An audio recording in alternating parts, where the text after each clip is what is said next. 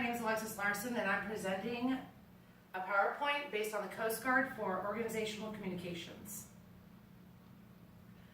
Today we'll be talking about risk management. Operational risk management, ORM, applies to everyone in the Coast Guard, active duty, reserve, auxiliary, and civilians. ORM consists of TCT, team coordinated training, briefing, and debriefing.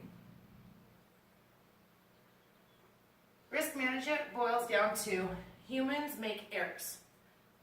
Mistakes are preventable. Training is essential for mishap prevention, and team coordinated training is an important tool for improving team performance. The team coordination is a tool to prevent risk by employing 7 critical elements. The team concept focuses on group activities to accomplish goals. The Coast Guard must work together to accomplish all those goals. And we consist of 3 core values: honor, respect, and devotion to duty. As long as we uphold those core values during our organization, we can fulfill the mission. Human error continues to be the most significant cause of United States Coast Guard mishaps. 60 to 65% of cutter and boat navigation mishaps have had human error as a contributing factor. A mishap includes poor judgment, such as unknown, misunderstood situation, loss of situational awareness, inadequate assessment of risk, improper go, no-go decisions, incorrect information in decision making. The intention is 16% failure to monitor information displays, maintain a proper lookout, and use proper technique. Ineffective supervision is 5%. When you have lax enforcement of standards and procedures, not verifying job done correctly, and lack of oversight, such as leadership.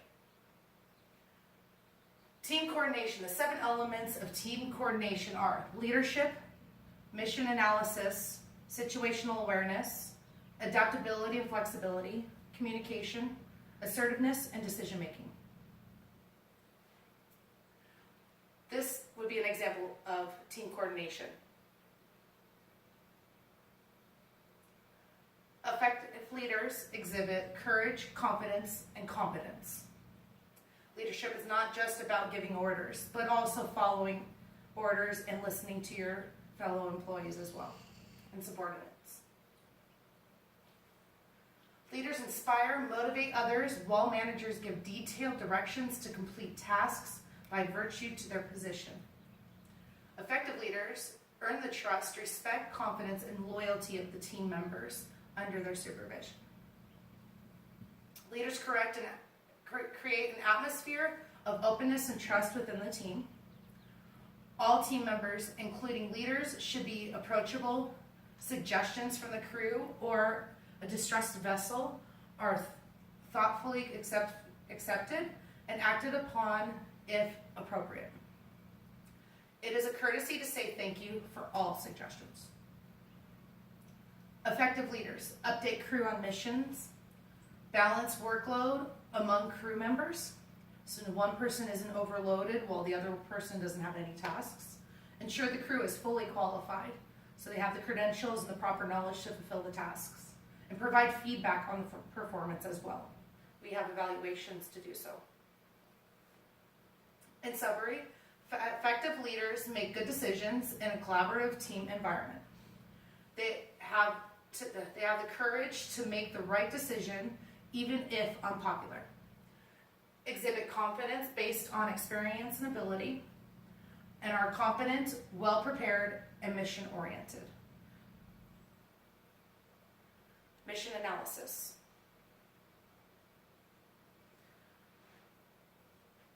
Operational plans. Failure to gather the accurate information and comprehensive information and or complacency affects the planning process and places the mission and crew at risk. Risk is a large factor that also determines a go or no-go as well.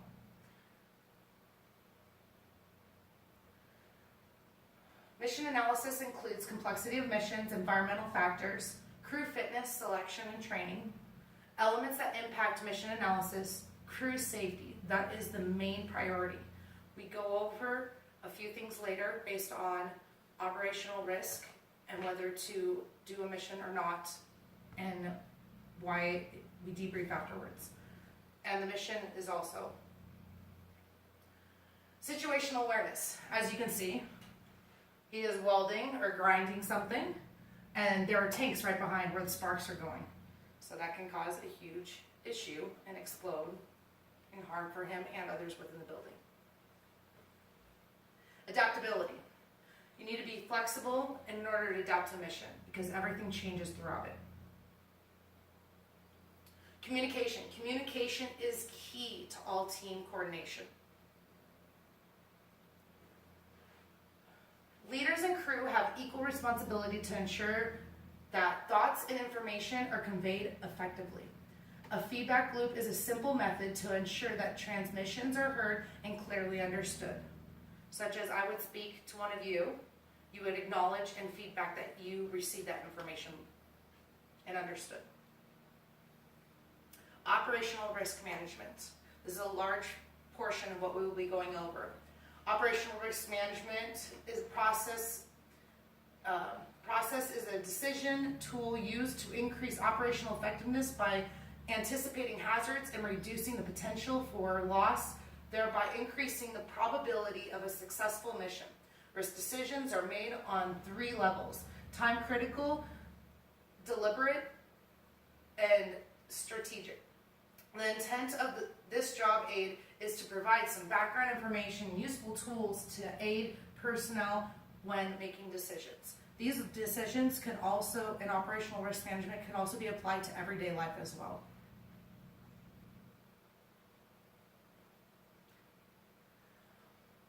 There are 7 steps to operational risk management. Step 1, define the mission or task. You need to identify what will be done. Step 2, identify the hazards. What are the risks that will be going along with it, such as welding. There's risks of making sure you have your proper protection along with everything else that may be required for your safety.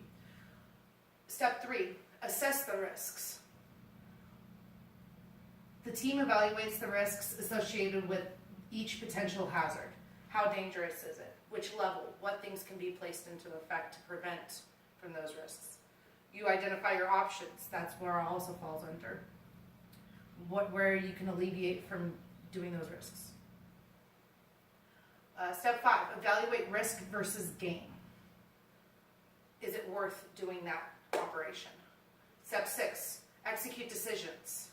You execute those decisions. And step 7, you monitor those decisions. So during the entire evolution, you will be constantly having feedback to make sure that those decisions are going as planned, and if there is anything that falters in those decisions, they need to be reevaluated.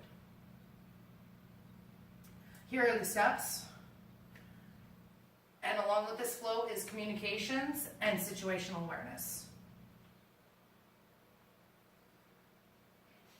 Green, amber, red, GAR, risk assessment tool, also known as general assessment of risk. The GAR model is an additional ORM tool that helps the team evaluate systematic risks such as team fitness, the operating environment, and the complexity of the operation rather than the individual safety hazards. Leaders may use it individually or in combination with the hazard risk calculations worksheet based on the nature of the operation. During any evolution before it, you will do a general assessment of risk or GAR, and if anything happens in between and you need to reevaluate, you will use it again. With 6 elements are consideration: supervision, planning, crew selection, crew fitness, environment, event complexity. You assign a score of 0 to 10 for each element. You calculate the risk, the GAR model. Green is minimum risk, 0 to 23. Amber, moderate risk, 23 to 44. Attempt to minimize. You evaluate and see what you can minimize a risk. Red, is the high risk from 44 to 60. You implement measures to also reduce as well. But now we're going to go over and evaluate risk versus gain.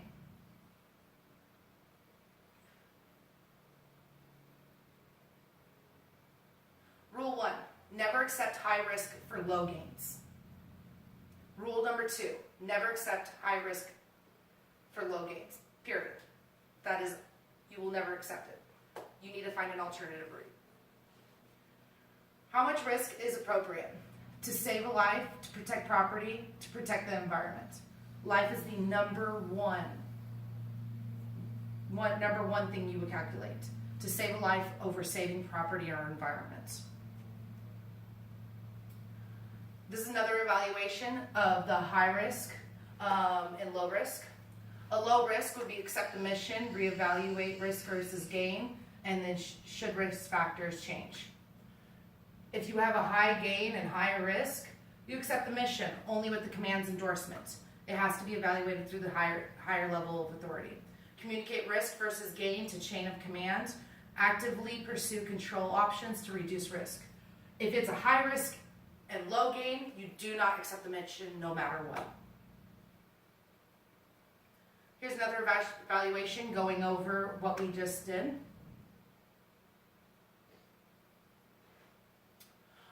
Also, another prevention is proper protection being used.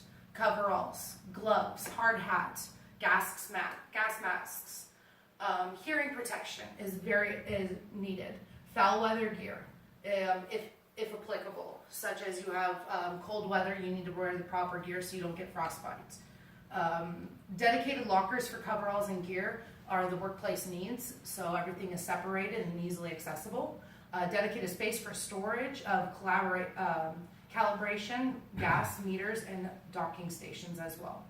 And anything that is dedicated for that specific type of equipment, so you can easily access and is properly stored.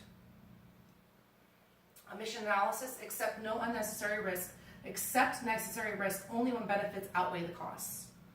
Make risk decisions at the appropriate level. ORM is just a critical in execution as in planning. These are the references that I used. There are many more references out there through the Coast Guard as well. Does anyone have any questions? Anyone? No questions? Well, thank you for joining me today during this presentation. Yay.